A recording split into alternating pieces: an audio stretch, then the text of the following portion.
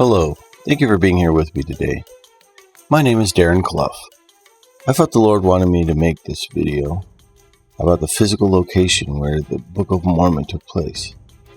Several ideas and theories come from archaeological evidence and geographical descriptions of the Book of Mormon. But did you know that Nephi described the location of the Book of Mormon exactly without relying on archaeological or geographical evidence? That would be inconceivable. It's true. So go get your scriptures, because this is the Book of Mormon location according to Nephi. Lehi and his family are the best people to know the location of the Promised Land. They landed there. They had the best beachfront property. The problem is, if you wanted a vacation there, you'd have to find the Liahona, because Nephi did not have Yelp to leave a 5-star review for the Promised Land. Or did he?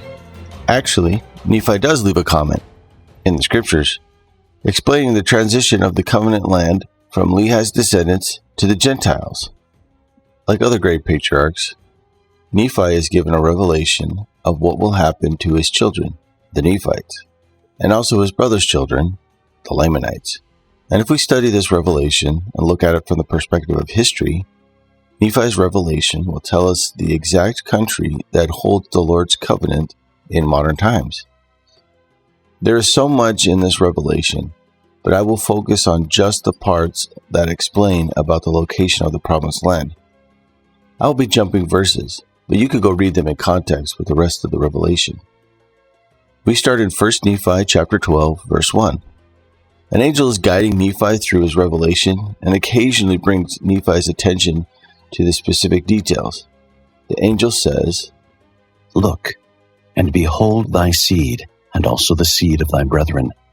And I looked, and beheld the land of promise." In the next few verses, he sees the people grow and get into many conflicts. He sees a major natural disaster that comes during Jesus Christ's death. He also sees Christ's appearance to the Nephites, and then the final elimination of his descendants. And while the angel spake these words, I beheld that the seed of my brethren did overpower the people of my seed. And it came to pass that I beheld and saw the people of the seed of my brethren, that they had overcome my seed. And I saw them gathered together in multitudes, and I saw wars and rumors of wars among them. And in wars and rumors of wars I saw many generations pass away. And the angel said unto me, Behold, these shall dwindle in unbelief. This one revelation builds a bridge, starting with the prophecy of the destruction of the Nephites, and the end of the bridge is the record of this actually happening. Nephi foreshadows the destruction of the Nephites, and Mormon fulfills it. This bridging technique of prophets foretelling an event, then later another prophet recording its fulfillment, is a practice repeated over and over in the scriptures. It is easy to see these bridges when the beginning and the end of the arch is complete. When we follow the scriptures as a map, we pass over these bridges on a regular basis. Let's talk about the bridge of the Book of Mormon location.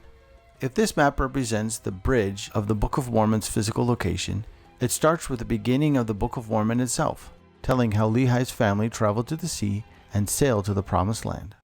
Right, Doc, but according to this map, there is no bridge. Well, Doc, we can scratch that idea. I mean, we can't wait around a year and a half for this thing to get finished. Marty, it's perfect. You're just not thinking fourth dimensionally. Right, I have a real problem with that. Don't you see?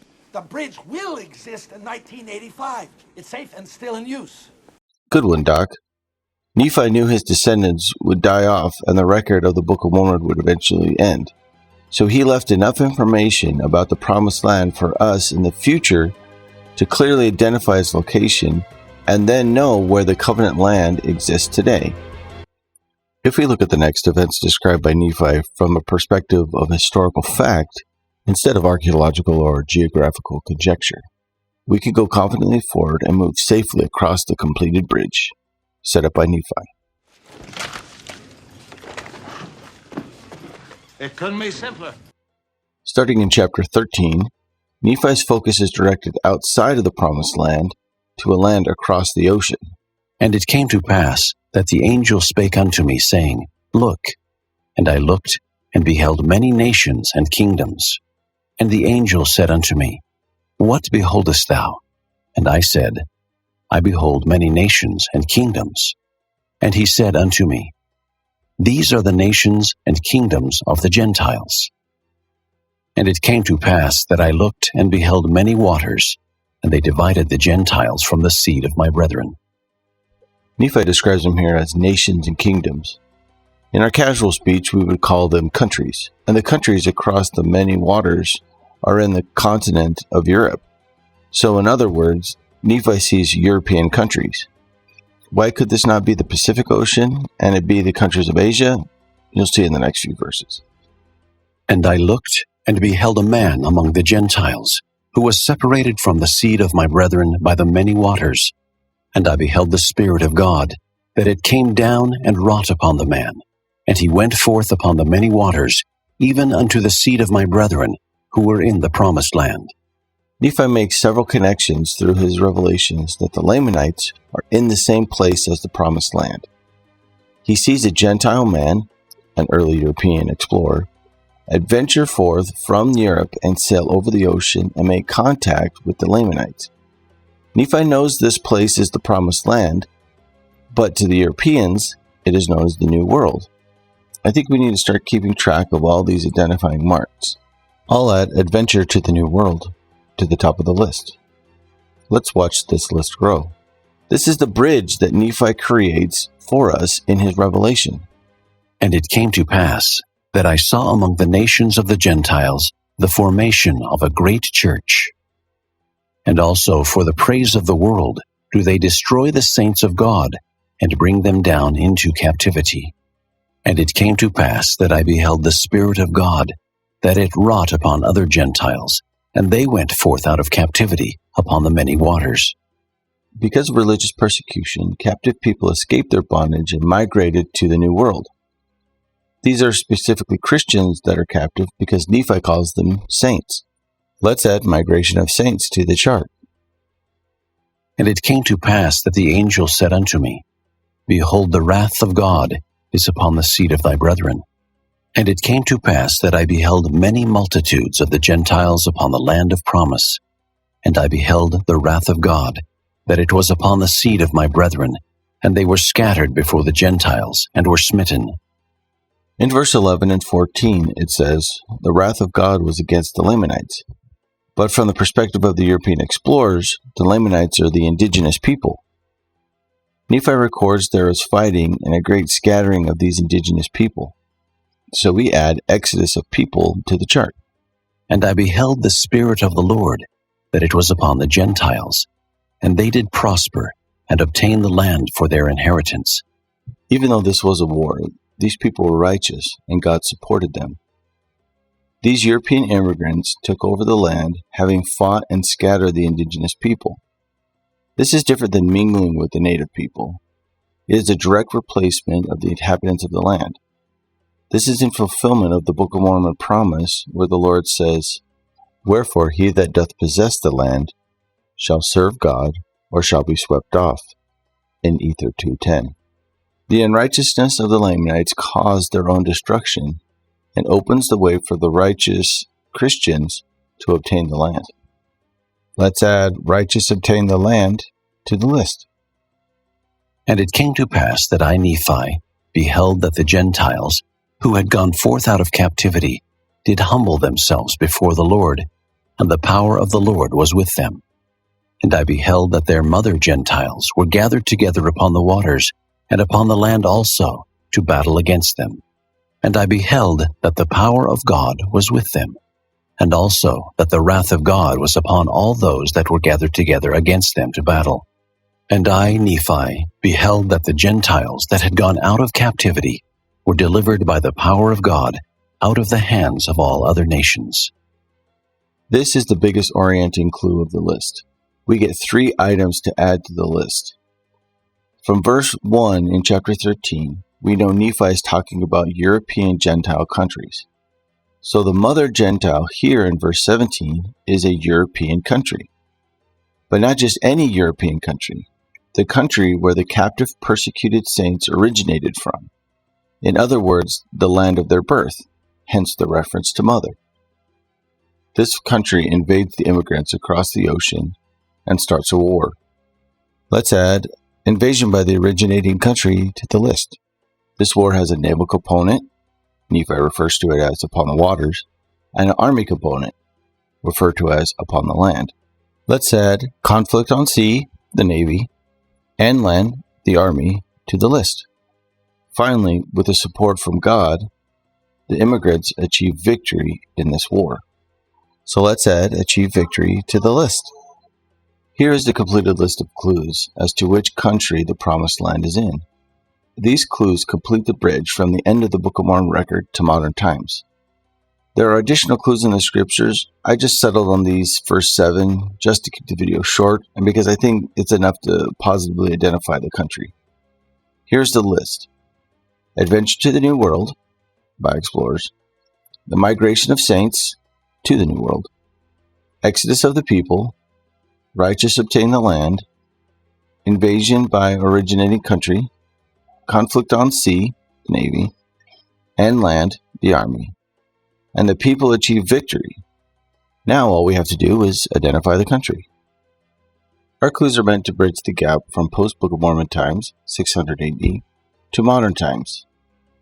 So we will not look at civilizations before 600 AD. We're going to assume everything happened according to the Book of Mormon, archeologically, geographically, because when we find the country Nephi is describing, we will find the evidence too. This is what I think God meant in Doctrine and Covenants 888, 118, when he said, seek ye learning, even by study and also by faith.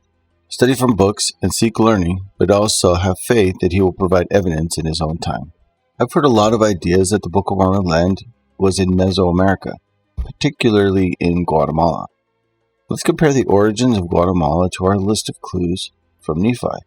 According to CentralAmerica.com, Guatemala, in 900 AD, the Mayan Empire collapsed, with most of the population moving to the land of modern-day Mexico, leaving behind few people to live as farmers.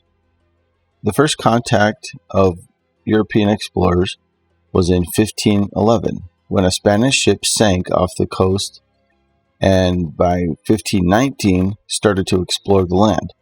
It wasn't until 1523 when Pedro de Alvarado, as a member of the Hernan Cortes group, was sent to conquer Guatemala for the Spanish crown. It took over a decade of fighting to conquer the land, but in 1540 was officially ruled by Spain. They stayed in the state until Mexico fought for its independence and won over nicknamed Emperor Augustine I of Mexico, a royal Spanish officer assigned to govern Mexico and all the surrounding territories. When this happened, Guatemala declared independence 3 weeks later. After they declared independence, they joined the Central American Federation. This lasted until 1838, when it was disbanded and the countries of Guatemala, Nicaragua, Costa Rica, El Salvador, and Honduras started independent rule. Let's compare this to the chart. First, was this adventure in the New World? Yes, it was discovered by European explorers in 1511. Was there a migration of saints, particularly persecuted Christians? No. Was there an exodus of the people that existed there? The people migrated after the fall of the Mayan civilization, and not because of the settlers coming in and pushing them out. Did the righteous obtain the land?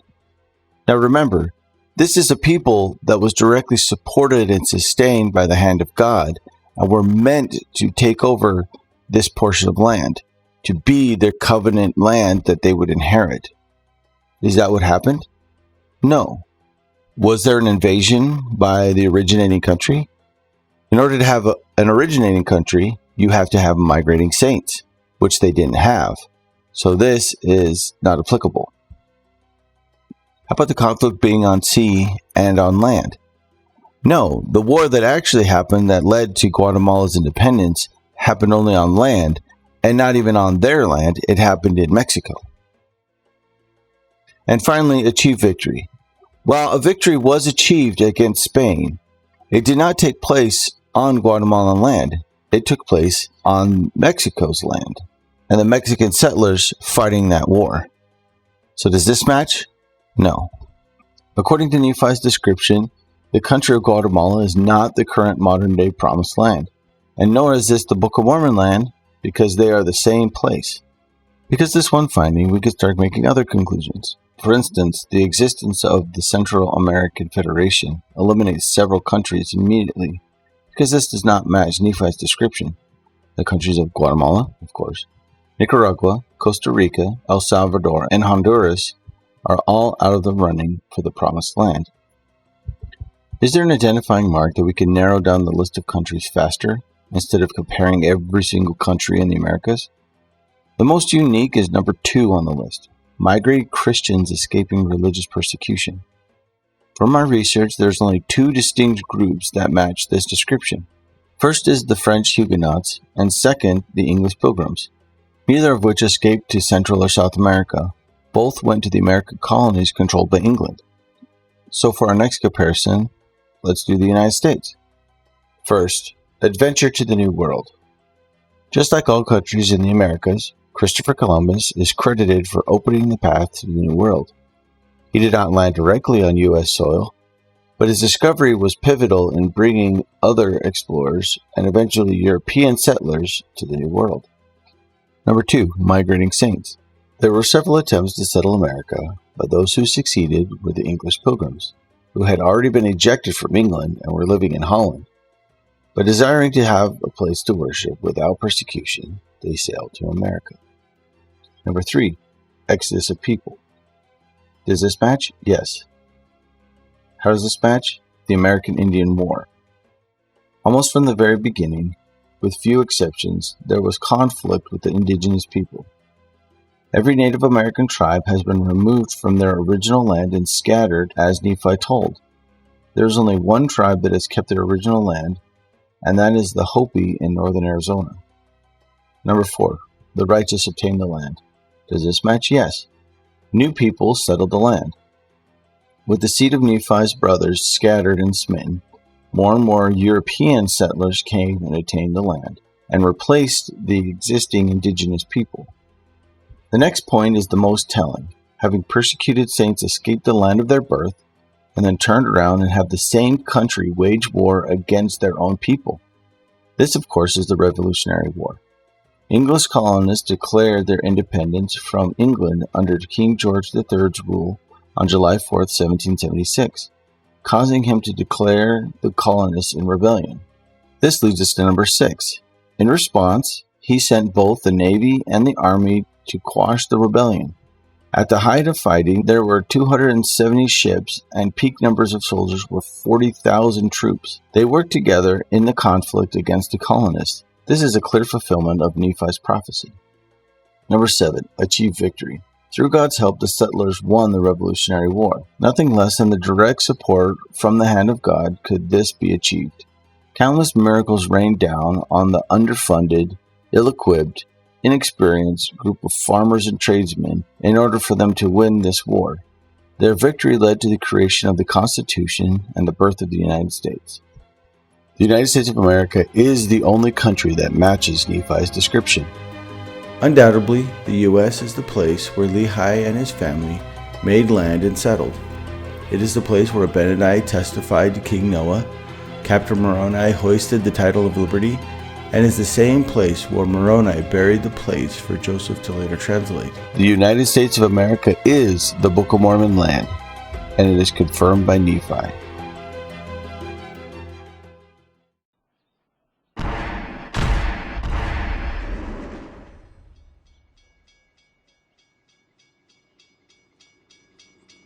Whew!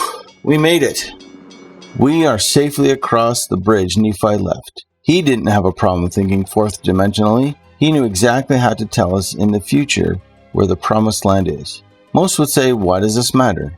It not only matters, it is absolutely essential. It's all about the covenants God makes with the house of Israel. Central to this covenant is the physical land itself. In that land are the blessings manifest. Continuing in Nephi's prophecy, we read about the coming of the Book of Mormon, the central proof of the restoration of the gospel of Jesus Christ. Here on the American soil, the priesthood keys were restored, and it will be here that the keys will be gathered and returned, and Zion will be built. President Nelson said in October 2022 General Conference. My dear brothers and sisters, so many wonderful things are ahead. In coming days, we will see the greatest manifestations of the Savior's power that the world has ever seen. Between now and the time he returns with power and great glory, he will bestow countless privileges, blessings, and miracles upon the faithful. As we move closer and closer to the return of the lost tribes of Israel and preparing the world for the second coming of Jesus Christ, knowing where these events are going to happen is a stepping stone to knowing when they will happen, which leads us to prepare for them to happen. God wants all his children to see his miracles. This will give them hope, faith, and confidence in an increasingly complex world. Thank you for watching. Hey Marty, you thought the Book of Mormon was in Mesoamerica, right? How's that opinion now? It's destroyed.